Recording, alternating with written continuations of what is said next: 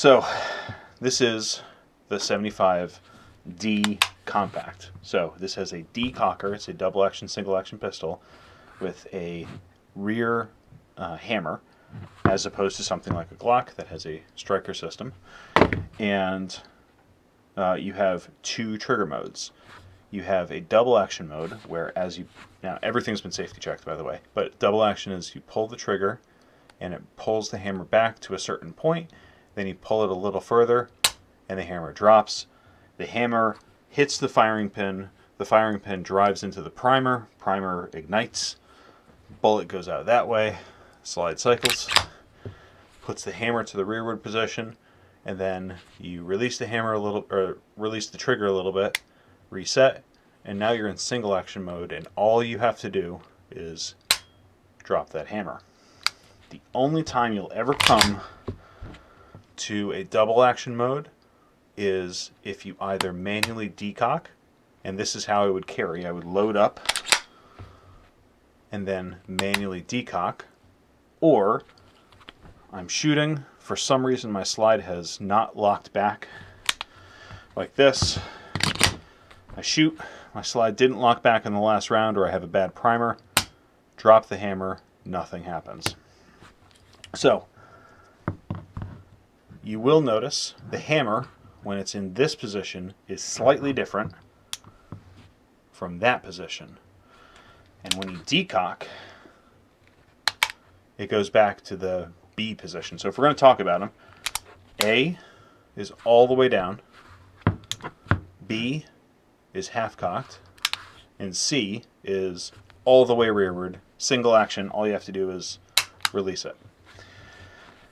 From the A position, which you'll never get to unless you drop the hammer manually, so the only way to get here is by pulling the trigger, is you have a tiny bit of take up, and then you get to resistance right here, and then from here you pull. You can hear that first click. That's your B position lock, and then you keep pulling, it gets heavier, and then drops. So when you're in C position, single action, and you decock, now it goes to B position. What this does is you have more take up, and every gun's a little different, but in the CZs you have more take up, and then you start getting that resistance. You have more take up because your hammer's already partially back, and then it pulls. From here, your hammer will not, what you hear is actually the slide going back. Your hammer will not go into that it will not hit that firing pin. Let me shine a flashlight here. Firing pin is right there. The hammer is not even touching it. It is mechanically locked from going forward. On top of that, the B position, by the way, is where you disassemble the gun from. On top of that, right here, I'm not supposed to do that. When I pull the trigger, see that lifter right here? What that's doing is that engages this. That is my plunger. My firing pin will not go all the way in unless this plunger is depressed, and then it can go all the way forward.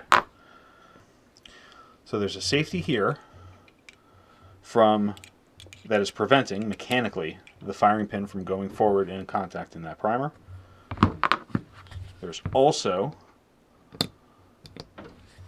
a safety here from the hammer not being able to go all the way forward and contact the firing pin. So there's two safeties that are preventing this thing from firing unless that trigger is pulled. The trigger releases the hammer to allow it to go all the way forward, and it also disengages the, come on, focus, there we go, the firing pin block. So from that, I would consider the CZ75D to be drop safe. I haven't done a video on this CZ before.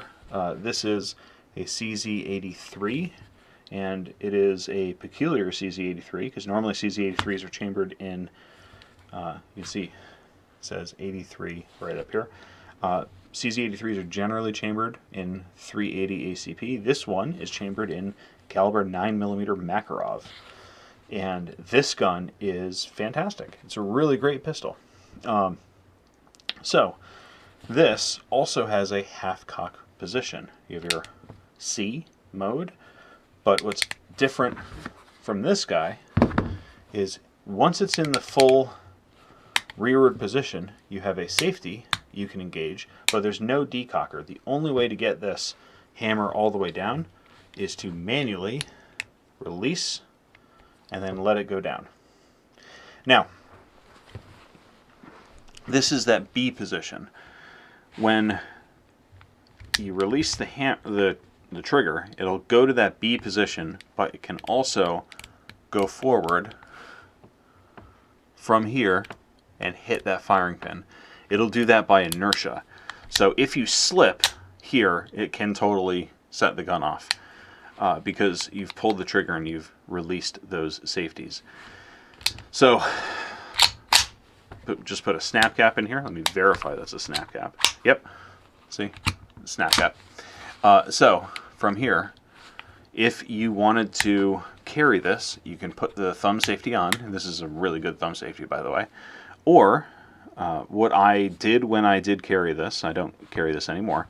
What I did when I carried this was I would actually block the hammer from going all the way down.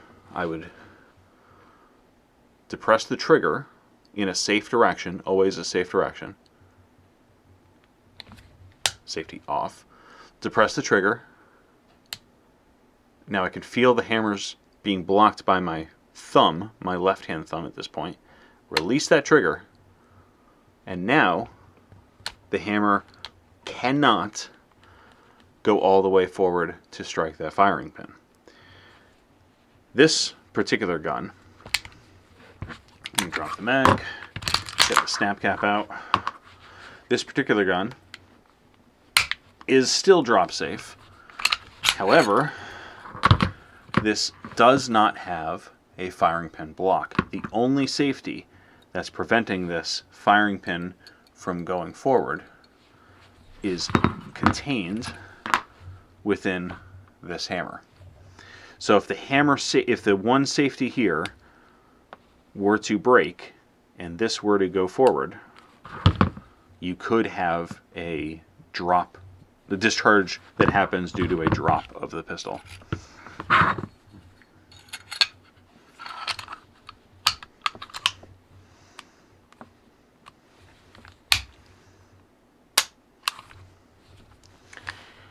The 83 is just an absolutely fantastic firearm. If you happen to find one in your stores, go ahead and pick it up.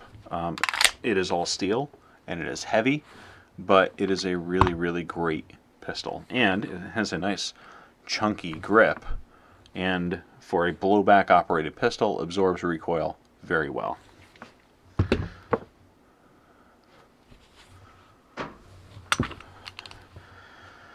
I'm going to talk briefly about the 1911, very briefly. The 1911 does have a half-cock position, but I don't know why you would ever use this. The 1911 should always be carried with the hammer to the rear, safety on. In my opinion, if you don't want a round in the chamber, that's fine. Drop the mag, safety off, empty the chamber, and then if you have an empty chamber just like a Glock, you can drop that hammer. But I would never keep this on the half cock ever. This is a Series 80 1911, and it does have a firing pin block. So this firearm operates just like that CZ over here, where it has the safety is, the hammer is locked rearward by the sear, and the sear is controlled by the trigger. The hammer cannot go forward unless it disengages from that sear. This is a Glock. Glock 19 specifically, with a tiny bit of rust on it, which I'm unhappy about. But anyway, the Glock 19 is a fantastic pistol. You know, this has kind of a half-cock position, and it is in its kind of half-cock position. In this, the striker is slightly rearward, and you finish the cocking sequence by pulling the striker the rest of the way and then disengaging. This isn't in its fully rearward position. You actually pull the striker slightly more to the rear, and then the sear moves out of the way and allows the striker to go to its forward position. Also, just like the Series 80 1911 and the CZ 75, you have a striker block safety on here. So if right here, this is your kind of half-cock position. It goes all the way to the rear. Your striker goes all the way to the rear and then drops. And then if this is not depressed, it cannot go forward and actually hit the primer. So half-cocking on firearms is actually quite common. This is in its kind of A position, all the way disengaged. This is this guy's A position, B, which, again, I don't know why you'd ever do that. And then C. And back to the CZ75. I love this pistol. It is great. I do carry this quite a bit, especially in the wintertime. I almost never carry this guy, but it is definitely fun to shoot. And I carry the Glock quite a bit, especially the 19C. This guy's like a little flashbang. Anyway, hope you guys found that enjoyable and informative, and I will see you in the next video. Stay safe out there.